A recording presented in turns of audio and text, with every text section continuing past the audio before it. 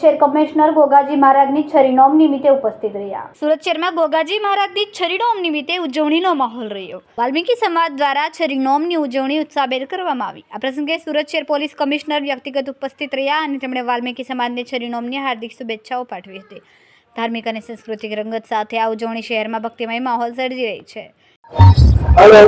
આજે ગોગાજી મહારાજની કૃપાથી વાલ્મીકી સમાજના છડી ઉત્સવના 2 દિવસના પર્વ ઉજવવામાં આવી રહ્યા છે।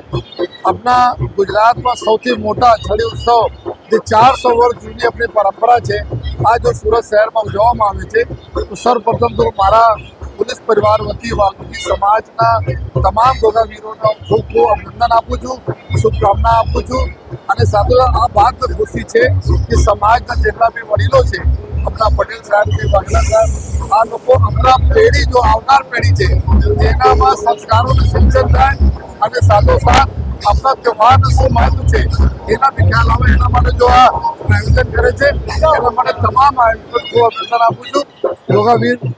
ગોગાજી મહારાજની કૃપા તમામ અમારા સુરત શહેર વાસીઓ ઉપર, વાલ્મીકી સમાજ ઉપર રહે, બધા લોકો સુખી રહે, હળી મળીને રહે और अपना सूरत शहर में आगे प्रोग्रेस कराता रहे, ये बताना शुभेच्छा।